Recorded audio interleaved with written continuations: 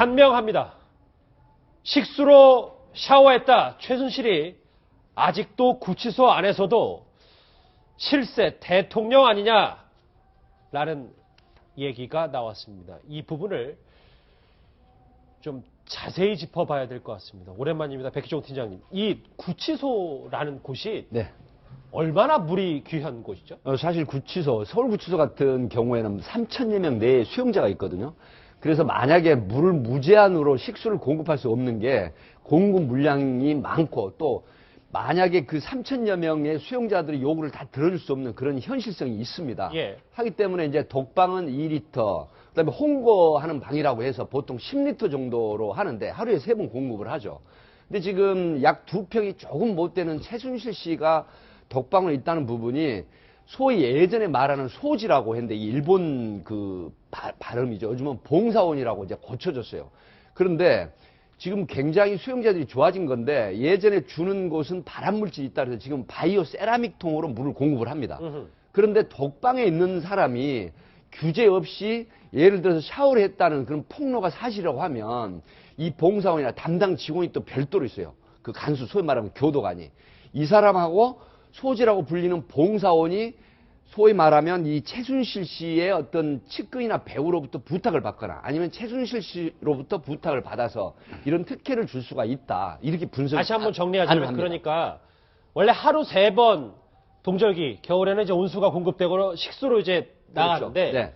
최순실 씨는 하루 3번이 아니라 뭐 20번, 몇 번 원하는 대로 그냥 식수가 공급돼서 그걸로 샤워를 했다는 거잖아요. 그렇죠. 그러니까 지금 제가 들어오기 전에도 확인을 해봤는데 그 관계자들에게 확인을 해봤는데 보통 이렇게 한다고 합니다. 식수로 주는 온수를 3번 공급받는데 이걸 무제한으로 공급을 받으면서 그걸로 변기 있는 근방에서 샤워를 할 수가 있다는 거예요. 그러니까 샤워가 제한이 돼 있거든요.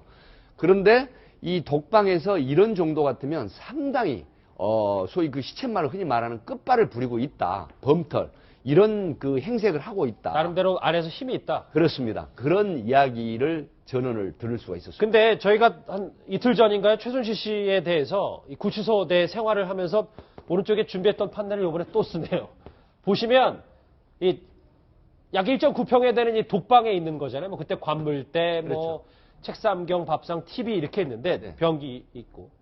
근데 이쪽 세면대에서는 전혀 샤워를 그 독방에 있는 수감자들이 할 수가 없는 겁니까? 원래는 규제를 하고 있대요. 그러니까 간수들, 소위 교도관들이, 담당 교도관들이 여기에서 샤워라든가 지정된 행동을 못하게 규제를 하는데 지금 그 폭로하는 분, 그러니까 갑자기 이걸 폭로하려다가 이감이 됐다는 분의 전언에 의하면 이 식수를 무제한으로 공급을 받아가지고 자기 마음대로 샤워를 했다. 예. 이렇게 되기 때문에 다른 수용자들이 이 사실을 알게 되면 굉장히 형평성이 어긋난다 그래서 항의를 많이 하는데 아마 최순실 씨가 만약에 이게 사실이라고 하면 상당히 특혜를 부여받고 있다.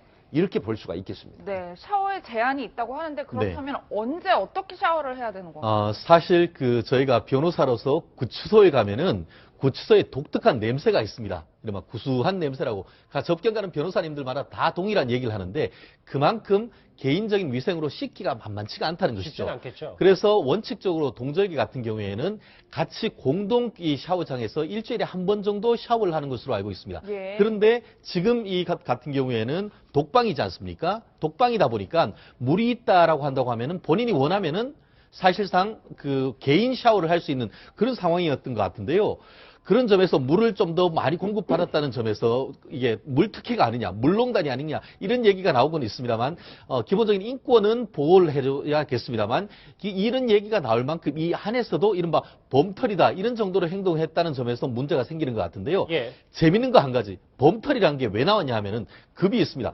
범털, 개털, 쥐털 이런 얘기가 있는데요. 결국 밖에서 들어오는 영치금이 많으면은 사실 거기에서 팍팍 물건을 자기 사가지고 이거 드시오 이렇게 나눠주면서 거기에서 이제 어깨에 힘주는 사람이 있고 한데 결국 돈을 밖에서 넣어주지 않는 사람들은 쥐털이라고 해서 사실 매일 다른 범털이나 이런 사람들이 주는 거를 받아 먹을 수밖에 없는 그런 관계이기 때문에. 그러면 지금 돌아가는 분위기는 저 안에서 지금 서울구치소에서 결국은 최순실 범털 씨가- 얘기를 했던 것이죠. 최순실 씨가 범털 중에 범털인 거예요. 범털 중에 범털이 했다는 것으로 보이는데 사실 조연아 씨 기억나십니까? 예. 조연아 씨 같은 경우에도 처음에는 이 그 개인 독방에 있다가 똑같은 이유로 있다가 나중에는 같이 이제 있으면서 나눠 먹는 과정에서 내 삶을 이해할 수 있었다. 그런 것을 했던 걸 보면은 앞으로 이 최순실 씨도 가야 될 길이 먼 것 같습니다.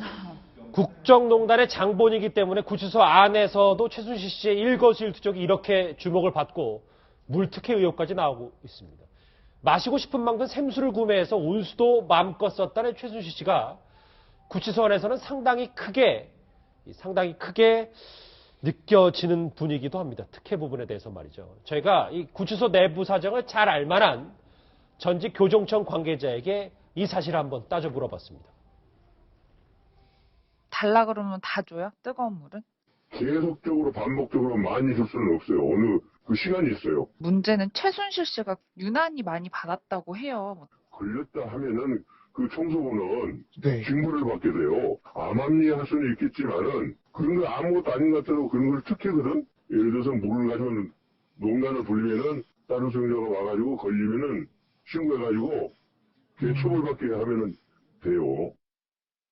예, 민 원장님 제가 직접 통화를 했는데 네. 물농단이라는 표현까지 썼는데 그만큼 구치소 내에서 물 갖고 특혜를 주는 건 큰일이다 이렇게 보면 될까요? 그렇죠. 원래 농단이라는 게요. 높은 언덕을 뜻한대. 그래서 예. 어느 장사꾼이 높은 언덕에 가서 이렇게 내려다보면서 가장 먹이 좋은 곳을 딱 찍어가지고 거기서 혼자 장사해가지고 혼자 돈을 왕창 벌었다고 그래서 그 뒤로부터 이제 농단이라는 말 그런 의미로 우리가 쓴다고 그래요. 예. 완전히 이건 물농단 아니고 생수농단 아닙니까? 그래서 본인 최순실 씨 입장에서 보면은 자기 혼자밖에 모르는 거고 밖에서 객관적으로 보면 혼자만을 위해서 특혜를 준 거 아닙니까? 물 총량도 정해져 있을 테니까. 아, 당연하죠. 특혜를 준 거 아니에요. 그럼 다른 사람이 그만큼 피해를 보는 거 아니겠습니까? 그런 측면에서 이런 특혜를 준 교정청이 문제가 되는 거고 또 이렇게 혼자 그 농단을 부린 최순실 씨는 당연히 원천적으로 문제가 되는 거죠. 백기정 팀장님 전문가시잖아요. 네. 최순실 씨하고 물 갖다 주는 봉사원하고는 어떻게 친해지고 이런 특혜가 오고 갔다고 생각하십니까? 돈입니까? 네, 시청자들의 이해를 좀 돕기 위해서 앞에 제가 소지라고 말씀을 드렸는데 요즘은 이제 일제 잔재 용어다 그래서 사용하지 않고 봉사원으로 하는데 이 봉사원이 예를 들어서 어떤 사람의 윗선의 부탁 또 안에 있는 사람의 부탁보다는 밖에 있는 어떤 부탁을 받아서 그 다음에 특혜를 줄 수가 있거든요. 근데 이 봉사원이 예를 들어서 그런 부분을 혼자서 독자적으로 할 수가 없어요. 왜 그러냐면 담당 직원이 또 별도로 있습니다. 그 봉사원 위에. 그래서 그 봉사원의 위에 있는 담당 직원 또 그 위에 있는 상급자 이런 체계적인 어떤 지시가 없이는 이게 불가능하다 이런 얘기거든요. 예. 하기 때문에 이 최순실 씨가 독자적으로 특혜를 요청할 수 있었던 부분은 아마 밖에서 이걸 도와줄 수 있었다. 그렇다고 하면 이 소위 말하면 유착이 드러났다고 그러니까 봉사원 수준이 아니라 구치소 더 윗선에서 그렇죠. 특혜를 훨씬 줄 수 있어요. 윗선에서 특혜를 주거든요. 그래서 봉사원은 시키는 대로 하는데 이 봉사원들은 통상 어떤 사람이냐면 기결수입니다. 그리고 양심수나 교통사고 처리 특례법이라든가 이런 소위 말하면 가벼운 그 벌이나 징역형을 받는 사람들이 하는 거거든요. 아, 봉사원. 네, 그래서 이런 사람들은 시키는 대로 할 수밖에 없고 만약에 시키는데 듣지 않으면은 기결수라고 하더라도 이감을 시키거나 불이익을 많이 받게 됩니다. 그래서 이거는 윗선에서 유착 가능성이 상당히 높다 이렇게 분석이 되는 대목입니다. 예, 범털이란 표현을 쓰셨는데 그럼 최순실 씨 구치소 내에서 실세다 뭐 이렇게 볼 수 있을까요?